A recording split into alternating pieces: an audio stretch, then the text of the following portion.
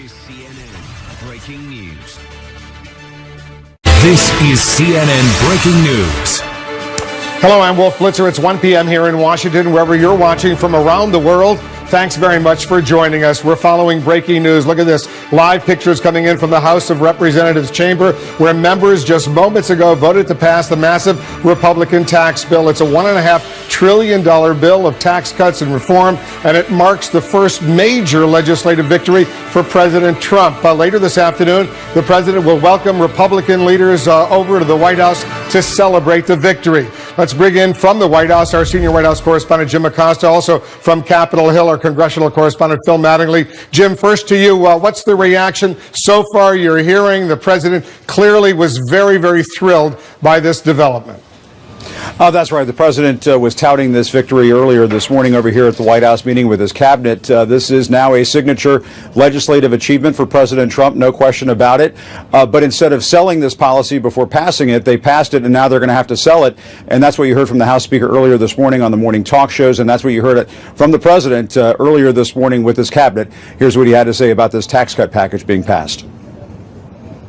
The passage of the massive tax cuts and reform. It's a lot of reform in there, but the tax cuts supersede. And I said very specifically, use the word tax cuts. You know, for 34 years, they've been trying to do this, and they haven't, and they use the word reform. Well, there is reform, but I said we're going to be talking about tax cuts. This bill means more take-home pay. It will be an incredible Christmas gift for hardworking Americans. I said I wanted to have it done before Christmas. We got it done. I want to thank all of the leaders. I want to thank Mitch McConnell. I want to thank Paul Ryan and so many other people. And we'll go through the official ceremony in a little while when they come over to the White House. Now, the president is planning to have some of those Republican leaders over here at the White House later on this afternoon, 3 o'clock. We understand the event will be on the south portico of the White House, Wolf, although some of those details are still being worked out. The question, I think, this afternoon is whether the president just takes a victory lap and sings the praises of this piece of legislation, or is he going to take questions from reporters? We're still expecting at some point for the president to hold one of those year-end news conferences, as presidents often do before they head out for the holidays. And of course, Wolf, this White House and the Republicans up on Capitol Hill, they're about to test the law of unintended consequences because there were hardly any hearings on this, because there wasn't much discussion in the public about this tax cut bill before it was brought to passage and on its way to the president's desk. They are going to have to find out whether or not they can turn the numbers around for this piece of legislation, because as you know, the polls have shown, including here at CNN, that it is deeply unpopular at this point, Wolf. Deeply unpopular, but it did pass the House of Representatives just moments ago, 224-201. Let's go to Phil Mattingly. He's up on Capitol Hill. So walk us through the final vote. What happens next, Phil? Well, Wolf, this wasn't an expected vote. Obviously, this came up because Senate Republicans ended up having to strip out a couple pieces of their bill last night, forced the House to vote again. But I was speaking to one House Republican earlier who said, look, I had no problem voting for tax cuts the first time around. The second time is even better. So there was no drama here. What we knew was going to happen is the House was going to vote to pass and clear this bill. Then the bill will be enrolled and it will be sent over to the White House. And that's going to be a process that takes a couple days. We don't know exactly when the president is going to sign. But as Jim noted, buses are currently waiting outside for Republicans to get inside and head to the White House. They are ready to celebrate their first major legislative achievement of the year, and they're going to be doing that in just a couple of hours, Wolf. They certainly will be over at the White House. We'll, of course, have live coverage of that. Phil Mattingly, Jim Acosta, guys, stand by. We'll get back to you, but I want to stay on Capitol Hill right now, get some reaction to all these dramatic developments. Joining us now, the Vermont Independent Senator Bernie Sanders. Senator, thanks so much for joining us. My pleasure. Let me get your reaction. The president is about to hold a victory celebration over at the White House with the Republican leadership. This is a huge win for him, right? Well, it is a victory for billionaires like Donald Trump. It's a victory for wealthy campaign contributors like the Koch brothers. But this is a disaster for the American people. According to the Tax Policy Center, at the end of 10 years, Wolf, 83% of the tax benefits go to the top 1%, 60% of the benefits go to the top 1/10 of 1%. This whole policy is based on the fraudulent theory of trickle-down economics. And that is, if you give huge tax breaks to large corporations and the wealthy, somehow the middle class and working families benefit. Problem is, That theory has never worked. It didn't work under Reagan. It didn't work under George W. Bush. Certainly didn't work recently in the state of Kansas. This is a payback for wealthy campaign contributors, and I think the Republicans will rue the day. And they may be celebrating today, but I have the feeling that next November they will not be celebrating quite as much. Is there anything, Senator, in the bill you support? Sure, there are proposals that help the middle class, but they expire at the end of 8 years. What Republican priorities were about is giving permanent tax breaks to large corporations. Some of them will get tens of billions of dollars in tax breaks, but the benefits for the middle class were made temporary. Furthermore, and this is really important, listen to what Speaker of the House Paul Ryan is saying literally today, this morning. This is what he is saying. He is saying that, in so many words, this bill drives up the deficit by $1.5 trillion. Remember, the Republicans used to hate large deficits. This drives up the deficit by $1.5 trillion. How are they going to offset that? Listen to what Ryan says today. What he is saying is they're going to come back very shortly with entitlement reform. Please, America, understand what he means by entitlement reform. Those are cuts to Social Security, Medicare, and Medicaid. Remember, during the campaign, candidate Donald Trump said, "Oh, if I'm elected president, there'll be no cuts to Social Security, Medicare, and Medicaid." That is exactly what Ryan has in mind, and I challenge the president. Maybe for once in his life, keep the promises that you made. Tell Ryan and Mitch McConnell that you will veto any legislation that cuts Social Security, Medicare, and Medicaid. It is obscene to give tax breaks to billionaires and then cut these programs that are life and death for the middle class of this country. And the president, as a candidate, did repeatedly say no cuts to these entitlement programs, Social Security, Medicare, and Medicaid. He often said that. We know that the speaker has a very different perspective on those entitlement programs. A lot of conservative Republicans do as well. The speaker was also on TV this morning, and he also said this. Listen to Paul Ryan, Senator. The tax rate before this bill passes is 35%. That's the highest in the industrialized world. The rest of our competitors tax their companies at about 22.5%.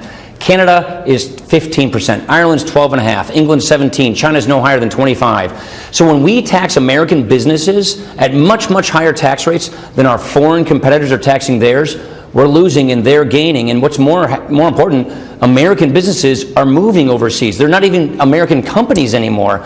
This is a trend that has to be reversed. All right, so you heard the speaker. The corporate tax rate is going to go from 35% down to 21%, and that will give these corporations a lot more potential to go out there and create jobs, get higher wages for the working class, for all the union workers out there and others as well. That's something you support, right? In theory, I do. Unfortunately, what Ryan said is grossly misleading. What he said is the tax rate is 35%. Wolf, that is the nominal tax rate.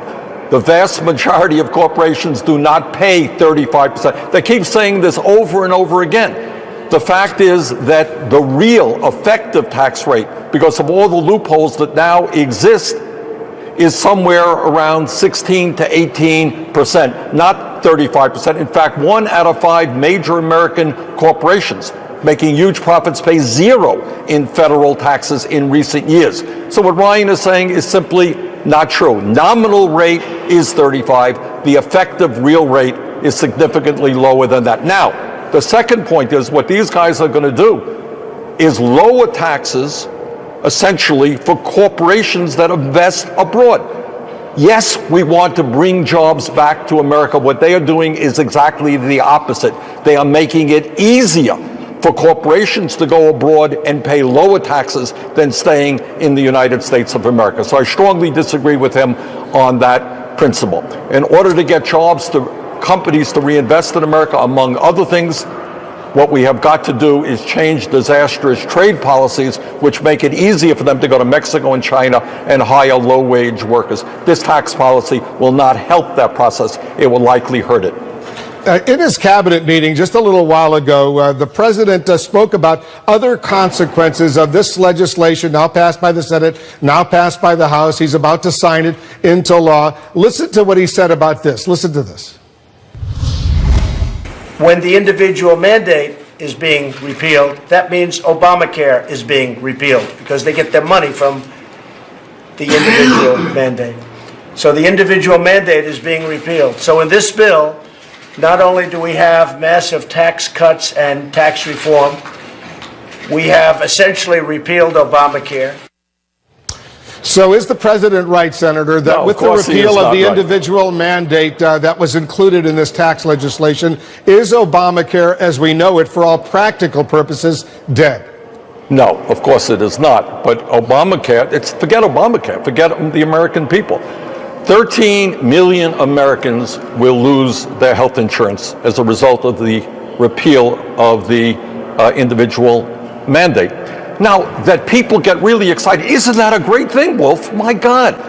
13 million more Americans on top of the 28 million who have no health insurance are going to lose their health insurance. Let's really celebrate that.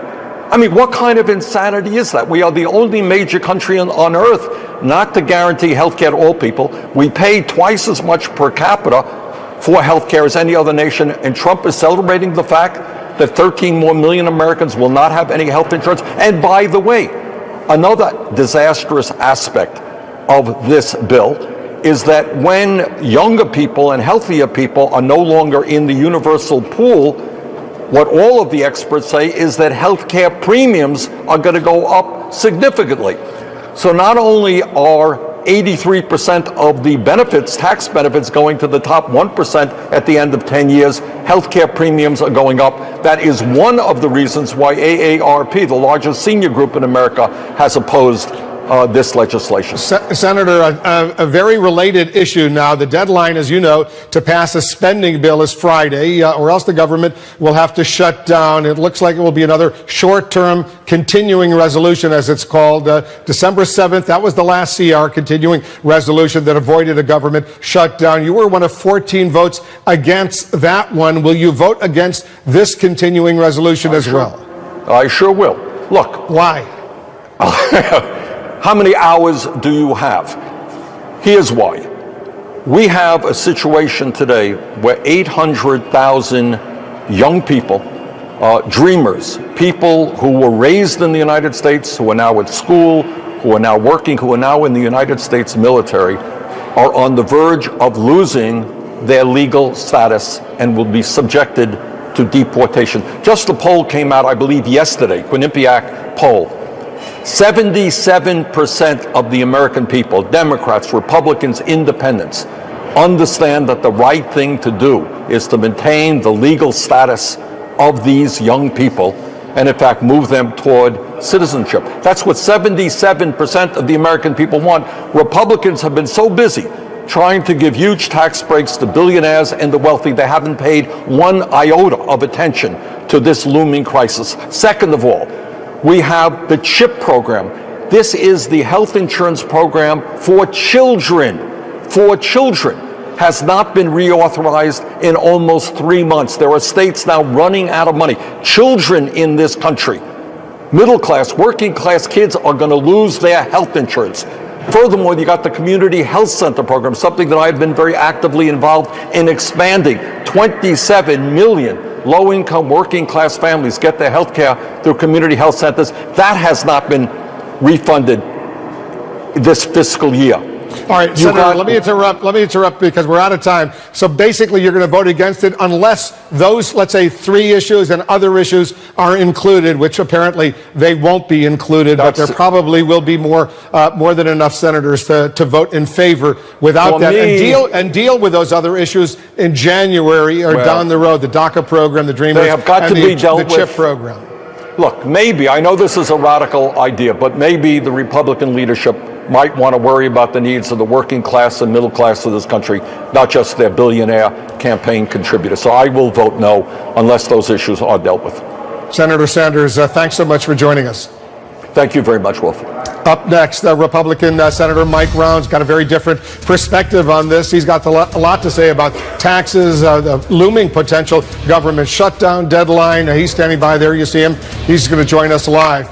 And why New Jersey Governor Chris Christie says Jared Kushner deserves scrutiny over his meeting with Russians during the presidential campaign. Stick around. Lots of news.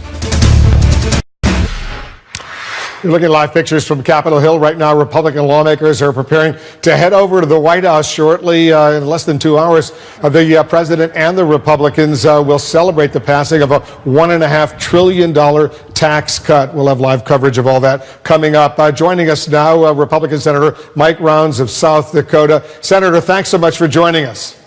Thank you, Wolf. We appreciate the opportunity. We want to get your perspective. I know it's very different than the perspective we just heard from Senator Bernie Sanders. In an interview with Fortune magazine earlier this month about the tax bill, you said this, and I'll quote you, "Honestly, the big issue is just the confidence of the American people. The American public wants us to get something done." But in our latest CNN poll, only 33% favor this tax bill, 55%, a majority oppose it. How are you going to change those numbers?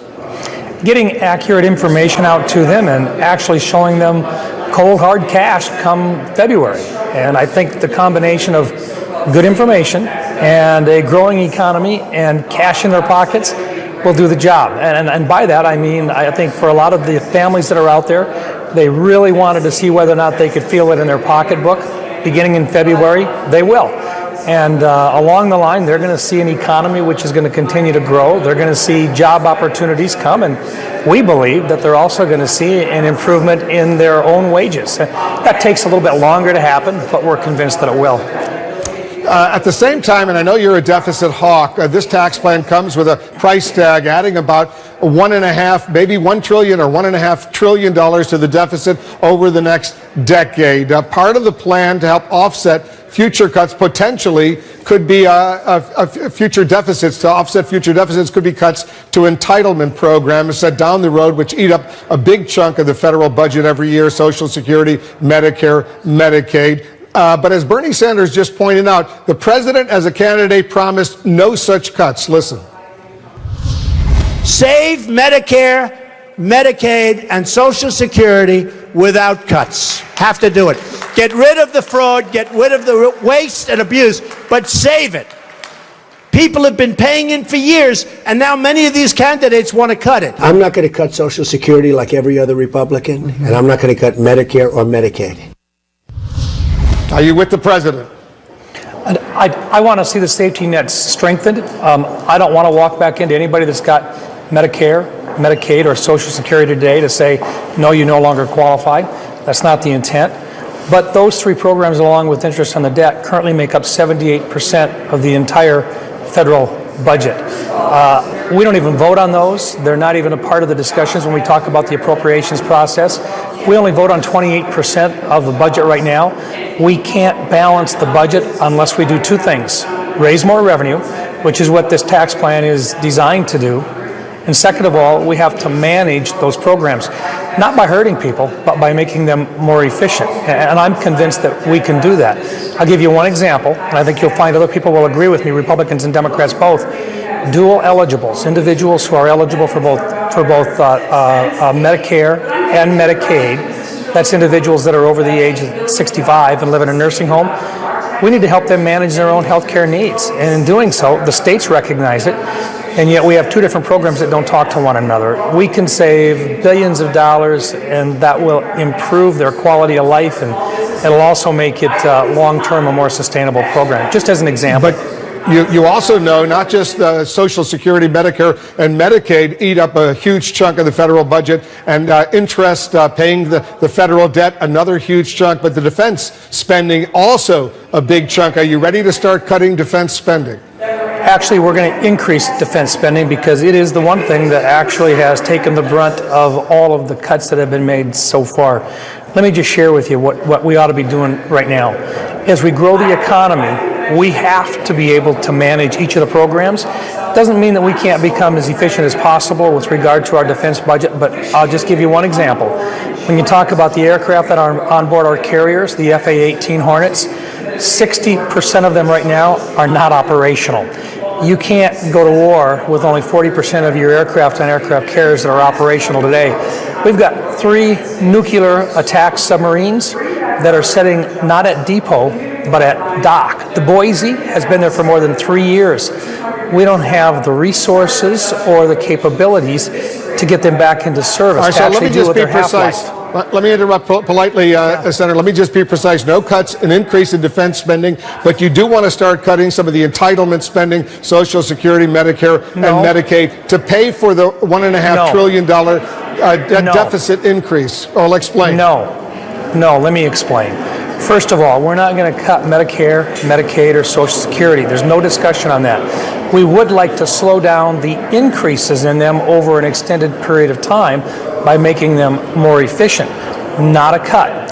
Second of all, with regard to defense, we have to do that. That is a primary responsibility of the federal government. And finally, with regard to the plan that we've got right now for the tax plan, the design there is to actually make our economy grow.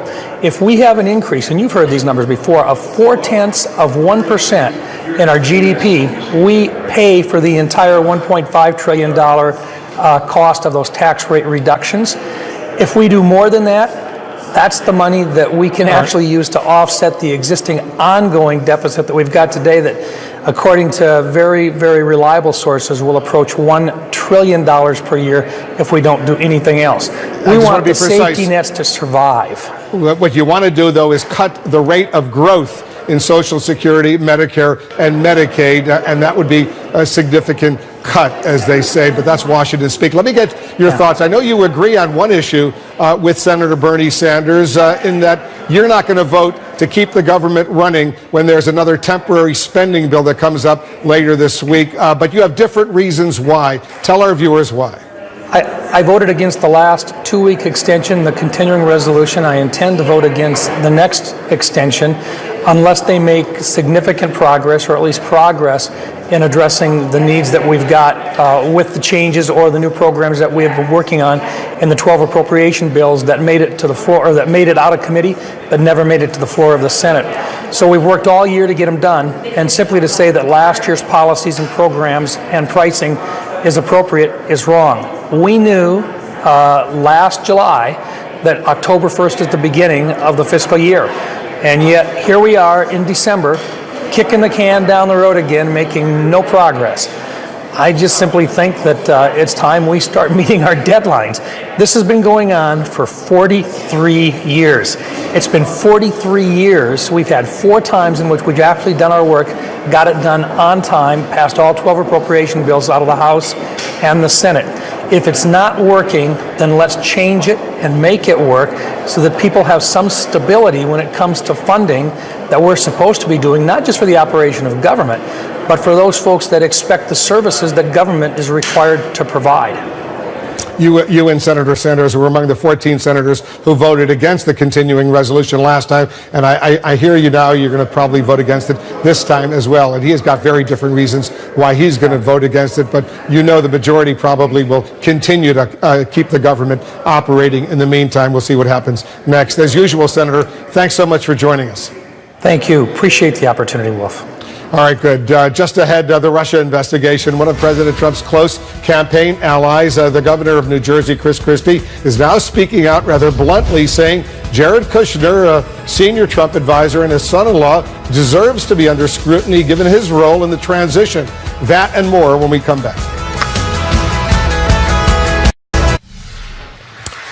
The president's son, Donald Trump Jr., believes the Russia investigation is actually part of a government conspiracy to block his father's agenda. Listen to this.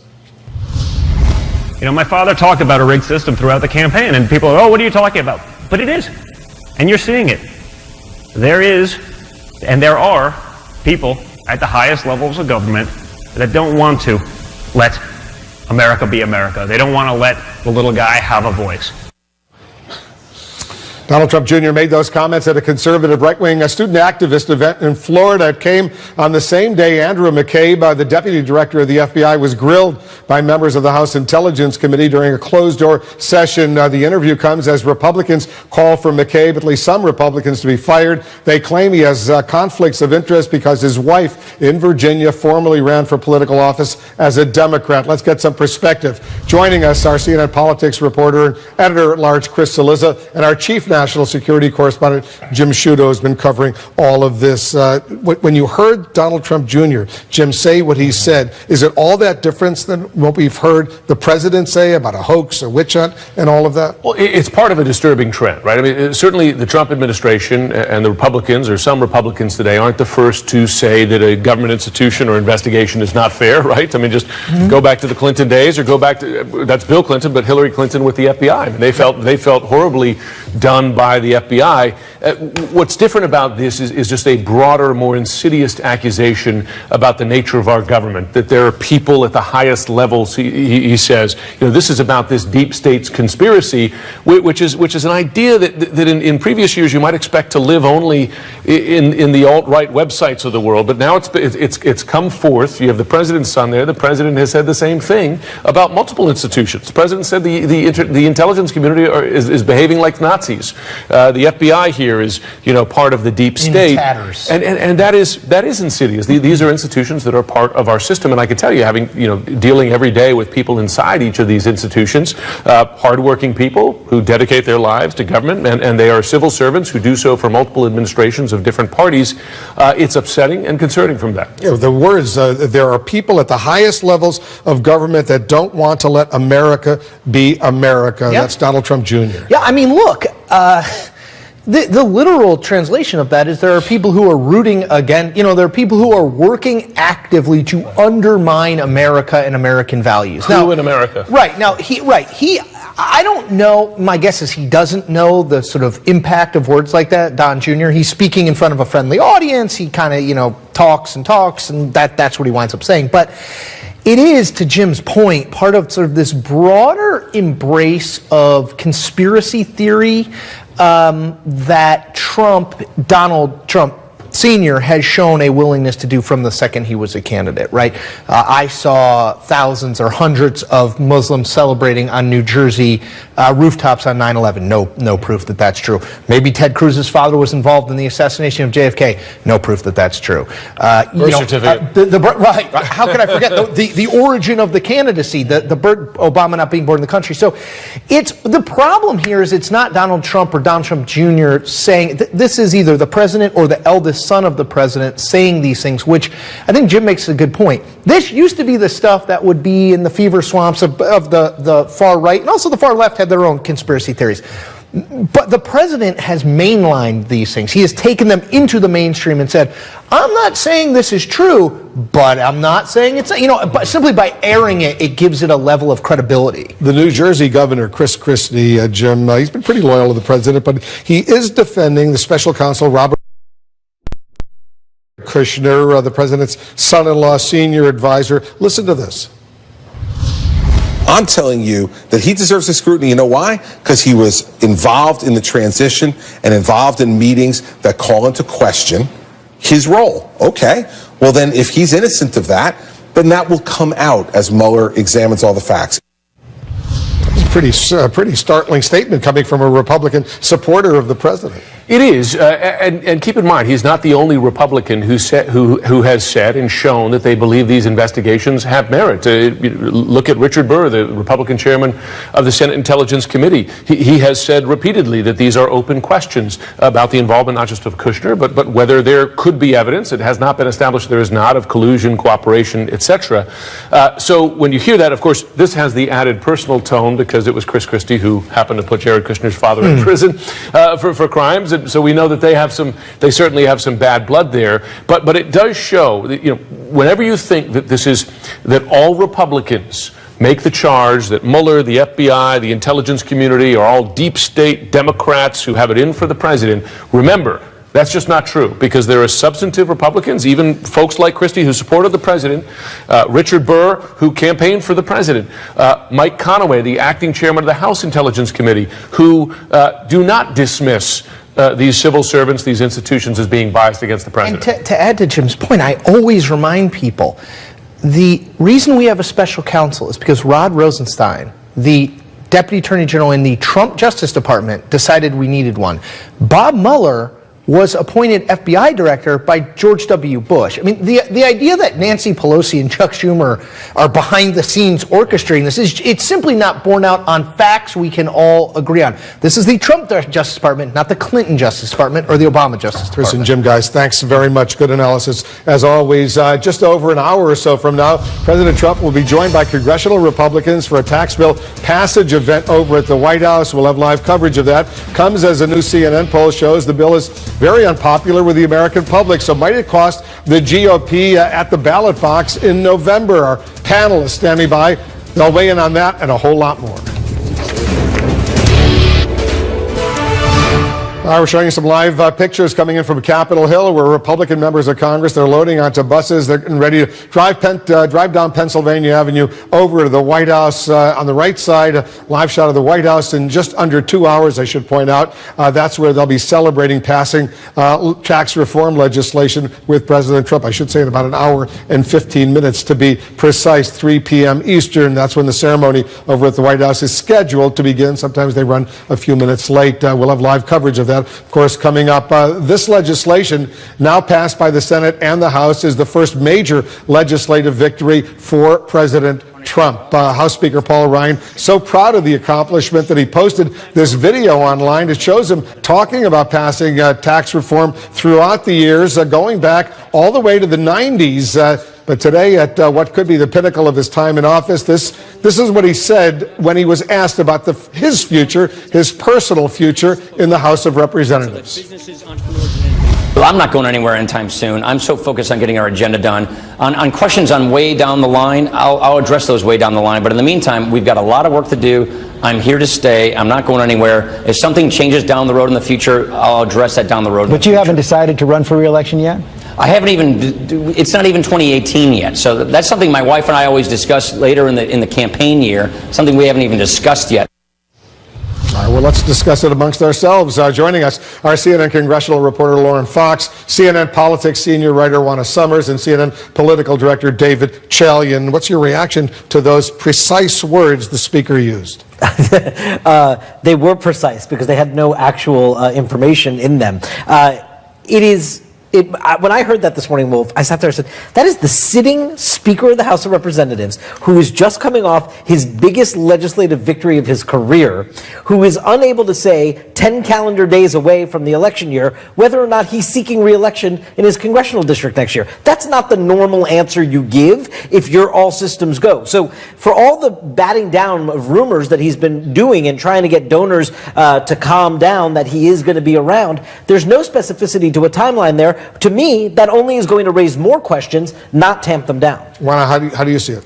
Well, so, Wolf, I covered Paul Ryan when he was running on the ticket with Mitt Romney back in 2012. And one thing that I think that's really important that he said he hadn't even talked to his wife yet. If you know Paul Ryan well, one thing you know is that he's a family man. He has 3 young kids who are about to be teenagers. He's very close to his wife. They're a very tight-knit crew. So I do think there's some truth to that these are conversations that are probably going on at home. The other thing that I think you need to know about Paul Ryan here and our viewers should know is that he's a policy guy. I don't frankly think he has a lot of appetite for some of the bickering that goes back and forth between segments of his own party in the House. This is a crowning achievement for him. This is something he's wanted, as you saw from that video, for years and years. Now he has it. Now I can understand how he'd certainly be having some soul searching, but to David's point, the answer that he gave today is not going to quiet any of the chatter around what he plans to do. Well, it's been 30 years plus in the making, Lauren, this major tax reform, tax cuts that the president is about to sign into law. The Republicans are thrilled right now, but should they be politically thrilled? Because the polls show not so popular. Well, that's right. And this was something that Majority Leader Mitch McConnell had to address last night at his press conference when they're kind of celebrating their big win. He said, look, I look forward to going out and selling this to the American people. If we can't sell it to the American people, then maybe, we need to get different jobs. He was definitely pressing on that he looks forward to making red state Dems uncomfortable with the fact that they didn't vote for this bill. And so I think a lot of Republicans believe, look, Americans are going to see more money in their pockets and they're going to be happier with this tax bill once they see the actual results, even though Democrats are messaging this as a tax cut for corporations. The Democrats are pretty excited right now, too. They're looking at the polls. One poll, that a CNN poll, shows that 56% of the people say they're more likely to vote for a Democrat in the midterm elections. Now, there's a long time between now and November. Clearly, a lot can change. But you see right there, 56% say they're ready to vote for a Democrat. Yeah, that 18-point gap, 56% saying Democrat, 38% Republican on what we call here the generic congressional ballot, that's huge. If that is the reality of the landscape right now, Republicans need to start preparing for a potential very big Democratic wave. As you said, there's time. This is matching a lot of what we're seeing also, though, on the ground in elections. New Jersey, Virginia, even House races this year where the Democrats came up short and didn't win, their enthusiasm and their turnout were much higher than they had been in the past. They've got a 20-point advantage in our poll, Wolf, among those who say they are very or extremely enthusiastic about voting next year. This is something Republicans are hoping this very bill is going to start energizing their base. Well, Juana, what happens if the economy continues to hum along very nicely, 3% growth, maybe even more, unemployment, record lows, stock market, record highs, and middle-class families, starting in February, they see their paychecks and they're getting a few $100s, a little bit more money in the course because of the result of this tax cut. That could help the Republicans. It could. That's something that remains to be seen. But again, the head of the Republican Party, the person at the top of the ticket is Donald Trump. And while you've seen the economy continue to come along, well, now he has this victory in terms of taxes. His favorability has not risen as those things have happened. So I think it remains to be seen, because at the end of the day, the president is the leader of that party.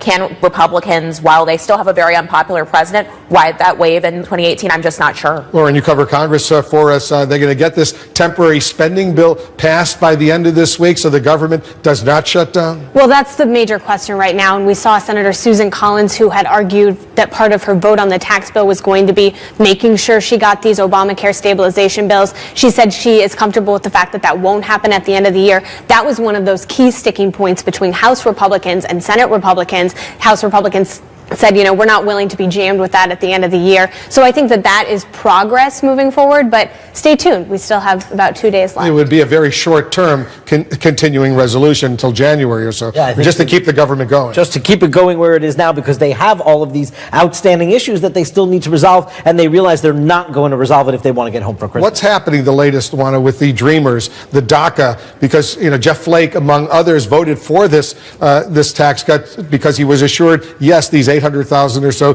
Dreamers, the children who were brought here by their parents illegally, will be allowed to stay. They've grown up here in the United States. Absolutely. I believe we saw Senator Flake signal on Twitter, actually, that there's going to be a vote on that sometime after the first of the years. I think that's going to be one of the biggest issues that lawmakers have to confront as we're looking forward into what are the biggest legislative priorities and the biggest deals for people ahead of 2018.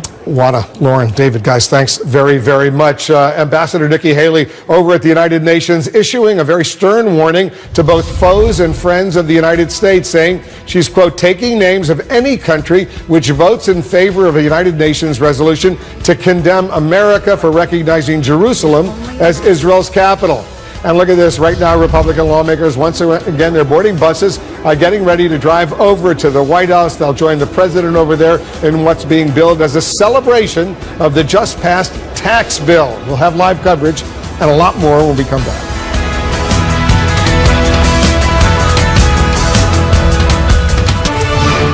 Once again, members of Congress, Republicans in this particular case, they're getting ready to board these buses that'll take them to the White House for this ceremony celebrating the passage of the tax reform legislation with the president. That's coming up in an hour or so. We'll have live coverage of that. In the meantime, there's other news we're following. The U.S. ambassador to the United Nations, Nikki Haley, has issued a stern warning to her UN counterparts. It comes ahead of a UN General Assembly vote to reject President Trump's recognition of Jerusalem as Israel's capital and to move the U.S. Embassy from Tel Aviv to Jerusalem. She tweeted this, at the UN, we're always asked to do more and give more. So when we make a decision at the will of the American people about where to locate our embassy, we don't expect those we've helped to target us. On Thursday, there'll be a vote criticizing our choice. The U.S. will be taking names. The threatening line came after Ambassador Haley was outnumbered 14-1 on a similar UN Security Council resolution vote. Let's discuss this with my next guest, CNN military and diplomatic analyst, retired